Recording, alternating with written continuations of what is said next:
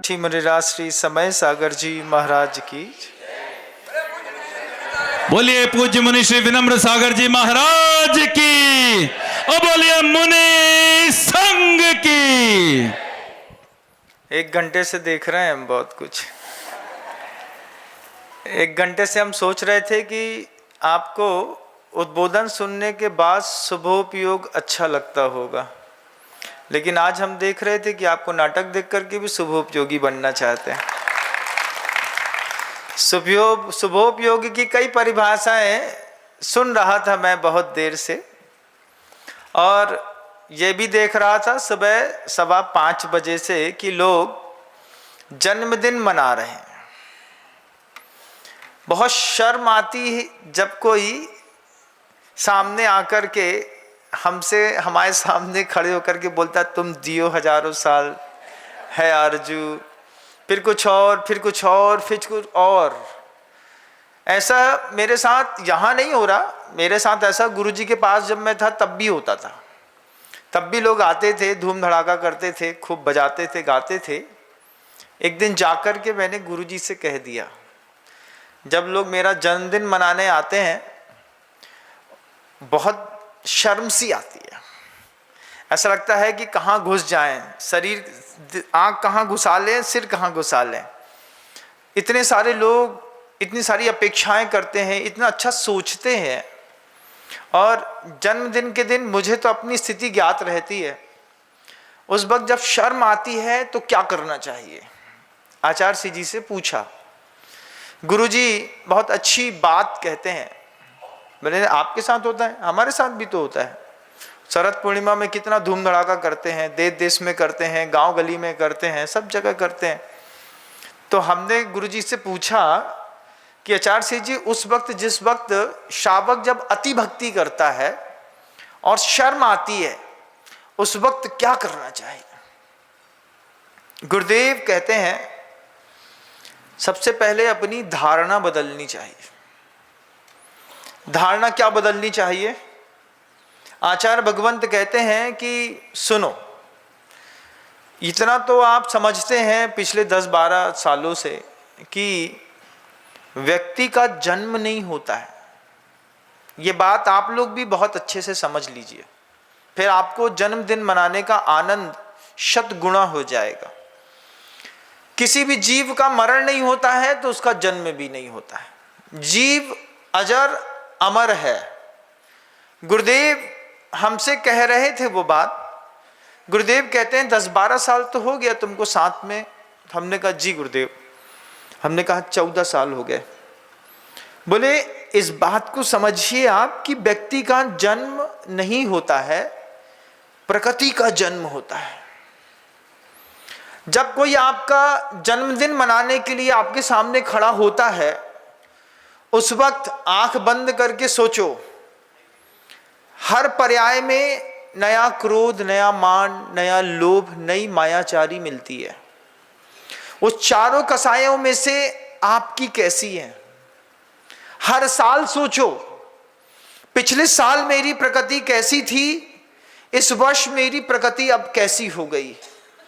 फिर जब सामने वाला बहुत भक्ति के साथ तैयार होकर के धूम धड़ाका करने के लिए आता है, उस वक्त आंख बंद करके दोनों चीजें सोचो।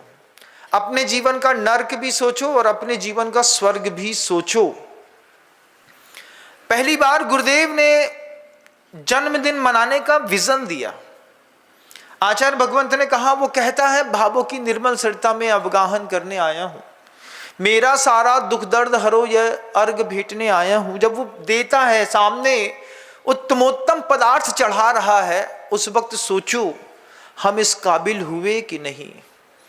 उस वक्त सोचो कि जो ये बोल रहा है कि भावों की निर्मल सरिता में, तो इधर निर्मल सरिता बह भी रही है कि नहीं। गुरुदेव ने बहुत विजन दिया जन्मदिन के दिन। गुरुदेव ने कहा कि सोचो कि वो प्रकृति का जन्म होता है ना, व्यक्ति का तो जन्म होता नहीं है। अब प्रकृति का जन्म होता है तो तुम्हारी क्रोध की प्रकृति कितनी शमित हुई, तुम्हारा नर्क कितना छूटा पिछले 10 सालों में, और कितना तुम्हारे अंदर दया, क्षमा, करुणा, वात्सल्य, ब्रह्मचर्य का स्वर्ग उत्पन्न हुआ है। ये आत्मान्वेषण के दिन होते हैं। इस दिन जब कोई कुछ दे, कुछ ले, कुछ मांगे, कुछ भक्ति करे, तो बस इतना ही सोचना है कि मैं अपना कितना नरक अपने इस जीवन में पिछले 40-45 सालों में छोड़ पाया और अपने लिए मैं कितना अपना स्वयं का एक स्वर्ग बना पाया। ये वो चिंतन के दिन होते हैं जब सामने वाले की भक्ति सामने वाले को और चिंतित और मुखर करती है। मैं भी आज सुबह से यही सोच रहा था, अभी भी जब इतना कुछ दिखा रहे थे, बता रहे थे, नाटक कर रहे थे, उस वक्त भी मुझे लग रहा था यथार्थ से ये लोग भी अभी बहुत अपरिचित हैं, यथार्थ से तो मैं परिचित हूं। जब मुझे पहली बार इस बात का एहसास हुआ कि गुरुदेव कभी भी सेकंड चांस नहीं देते, आचार्य श्री जी की पॉलिसी में था वो कभी किसी को दूसरा मौका नहीं देते। एक बार मौका देते हैं, मुस्कुराते हैं, अच्छे से बात करते हैं। अगर एक बार वो व्यक्ति पलट गया, किसी ने गुरु के मुख में मना कर दी, आदमी मर भी जाएगा, हमारे गुरु की पॉलिसी में नहीं था सेकंड चांस देना। ये बात दिमाग में ऐसी सद गई शुरुआत के माहौल में ही। तब मैंने मनोज जी बाकलीवाल जी से भी ये बात कही थी कि गुरुदेव दोबारा मौका नहीं देते, एक बार मौका देते हैं, कभी गुरु जी की किसी बात में मना नहीं करना। और ये जो एक सूत्र हमारे जीवन का आधार बना कि गुरु जी कभी दोबारा मौका नहीं देते हैं, जो देते हैं सही वक्त पर ले लो तो फायदा है। जिंदगी के पूरे 24 साल बदल गए बंधुओं, जन्म दिवस तो गुरु के साथ मिलने पर सार्थक हो गया, सार्थक हो गई वो बात। आज मैं खुद अन्वेषण करता हूं, अपने आप को भी सोचता हूं कि मैं न इतना मीठा बोलता था, ना ऐसा बोलता था, ना मेरी ऐसी कोई प्रकृति थी, ना मेरा ऐसा कोई व्यवहार था, ना मेरा ऐसा कोई खान पान था, ना मेरा ऐसा कोई बहुत बड़ा खानदान था। लेकिन गुरु जी के साथ आकर के सब कुछ बदल गया। गुरुदेव ने सब बदला, मेरा आमूल चूल परिवर्तन किया गुरुवर ने।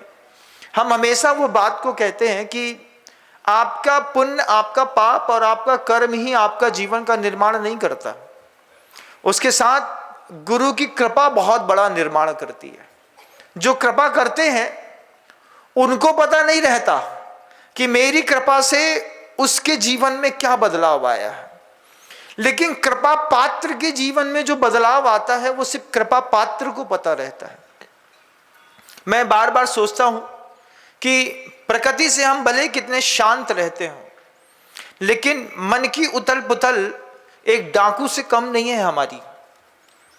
और डाकू की जैसी उथल पुथल, जैसे डाकू के अंदर ऊहापोह रहता था, उस अंदर मन को डाकू से ऋषि बनाने का श्रेय जाता है गुरुदेव श्री विद्यासागर जी महाराज श्री। आज सब बदल गया है, हम पहले जैसी कसाई नहीं कर सकते, हमारी ताकत नहीं है, क्योंकि जितना ज्ञान का क्षयोपशम बढ़ता है उतनी ज्ञानी की कषाय टूटती है। आज कोई हमसे भिड़ेगा तो हम सरेंडर हो जाएंगे, हम लड़ नहीं सकते, हमारी ताकत खत्म हो गई। गुरुदेव ने पूरी की पूरी ताकत मिटा दी। आज मैं जहां जैसा जी रहा हूं, मैं उसी में अपने आप को सुधारने का और प्रतिदिन स्वयं में प्रयास करता हूं। आज गुरुदेव भौतिक शरीर के से साथ हमारे बीच में नहीं है, लेकिन आचार्य भगवंत हमेशा दो चीजों पर शिष्य को देखते थे। गुरुदेव हमेशा देखते थे कि ये शासन और अनुशासन का कैसे पालन करता है। आचार्य भगवंत को दो बातें बहुत पसंद थी कि ये जिन शासन के लिए मेरा शिष्य है कोई, हर शिष्य से गुरुदेव चाहते हैं। अपने किसी भी शिष्य को गुरुदेव ने दीक्षित किया, गुरुदेव के दो ही आंतरिक संवाद रहे हैं कि ये शासन के लिए क्या करता है और अनुशासन का पालन कैसे करता है। इसलिए गुरुवर बहुत स्ट्रिक्ट रहे, फुल लाइफ स्ट्रिक्ट रहे, इतना स्ट्रिक्ट रहे कि अंतिम समय में भी उन्होंने एक बार मना कर दिया, जो जहां है वहीं रहेगा, कोई आएगा नहीं। उस पर भी आचार्य भगवंत की शारीरिक अस्वस्थता के बावजूद हम लोगों की हिम्मत नहीं हुई कि एक कदम और आगे बढ़ा लेते। चाहते तो पहुंच जाते गुरु जी के पास तक, अंतिम समय तक सब कुछ आंख से देख लेते, लेकिन आचार्य भगवंत का एक संवाद का संकेत मिला छोटा सा, जो जहां खड़ा है वहीं खड़ा रहे, मेरे पास कोई नहीं आएगा। ये बात अनुशासन इतना डिसिप्लिन लाइफ में बांधा था कि गुरु की आज्ञा भगवान की आज्ञा से ऊंची थी हमारे लिए, कल भी, आज भी और कल भी रहेगी, कल भी रहेगी। आचार्य भगवान के साथ रह करके आज इस जन्म दिवस के दिन मैं स्वयं अपने आप को इस बात का अनुभूत करता हूं कि गुरु का विजन अगर शिष्य का विजन ना बने तो उस शिष्य का शिष्य होना बेकार है। वो सिर्फ स्वार्थ की पूर्ति के लिए गुरु को उसने स्वीकार किया है। गुरु की छत्र छाया में रह करके सिर्फ उसने अपना स्वार्थ सिद्ध किया। वो शिष्य सफल है जो गुरु के विजन को अपना विजन बनाए। आज हम गुरु के संवाद को, गुरु के विचारों को कटघरे पर खड़ा करते हैं। सोचिए, गुरुदेव ने क्या कल्पना के साथ किसी जिनबिंब का निर्माण का संकेत दिया। अंतिम समय तक कई लोग ऐसे मिले जिन्होंने गुरुदेव के विचारों को कटघरे पर खड़ा किया। इनके सिर पर बाल होना चाहिए, नाक ऐसी होनी चाहिए, छाती ऐसी होनी चाहिए। आपका व्यक्तिगत विजन था, लेकिन आप अपने व्यक्तिगत विजन से हट करके गुरु के विजन को कटघरे के खड़े कर गए। वो कोई शिष्य नहीं थे, वो सिर्फ स्वार्थी लोग थे। उनकी दृष्टि में कुछ और बंधा हुआ था। आज बहुत कुछ छोड़ने और समझने की आवश्यकता है। आज भले आप लोग इस देह का जन्मदिन मना रहे हैं, लेकिन जन्मदिन के दिन गुरुदेव ने एक ही बात कही थी हमसे कि व्यक्ति का तो जन्म होता नहीं और प्रकृतियां हर साल बदलती हैं। दया की परिभाषा इस जीवन में हर साल बदलती है, करुणा बदलती है, वात्सल्य बदलता है, प्रभावना बदलती है। जब कभी भी कोई तुम्हारा जन्मदिन मनाए तो बस एक ही चीज सोचना कि उत्थान की ओर जितने रास्ते तुमने अपने गुरु से सीखे हैं उनमें तुमने कितना और कदम बढ़ाया है, और उसकी सफलता पर गर्व भी करना और अपने आप को संतुलित भी ऐसे माहौल पर बनाए रखना। कई बार आदमी बुरा बोलने पर तो नहीं बहकता, अच्छा बोलने पर बहक जाता है। जब बार बार कोई आकर के बोलते हे प्रभु आप ही तारणहार हैं, आप ही तारणहार हैं, तो कई बार फीलिंग आ जाती है कि सही में मैं तारणहार हूं। तो फिर मैं अपने आप को समझाता हूं कि एक शिष्य के कर्तव्य से ऊपर उठ कर के कुछ भी सोचने की मनाही है। आज गुरुदेव इस षष्ठी पर नहीं है, लेकिन इस जन्म दिवस पर, अपनी प्रकृतियों के जन्म दिवस पर गुरुदेव से आशीर्वाद चाहता हूं कि प्रभु जी आपका विजन हमारा विजन भी बन सके। आप जैसा सोचते थे जैन शासन के बारे में, क्योंकि आपको दो ही चीजें पसंद थी, या तो शिष्य हमारा शासन को अच्छे से समझे और अनुशासन को। तो अनुशासन आपकी कृपा से 20 साल तक साथ में मिला। आज भी वो चीज ग्राह्य है अंतर मन से, और शासन के प्रति जो आपका विजन था वो मेरा भी विजन बने। और प्रत्येक प्रकल्पों पर मैं जितना अपने पुण्य का और आपके आशीर्वाद का प्रयोग करके जो कुछ अच्छा कर सकता हूं करने का प्रयास करूं। शब्दों को विराम देता हूं। गुरुदेव श्री विद्यासागर जी। जा वाणी के ज्ञान से सूझे लोकालोक, सो वाणी मस्तक नमो सदा देतूं दो। हे जिनवाणी भारती तो है जपो दिन रैन, जो तेरी शरणा गए सो पावे सच।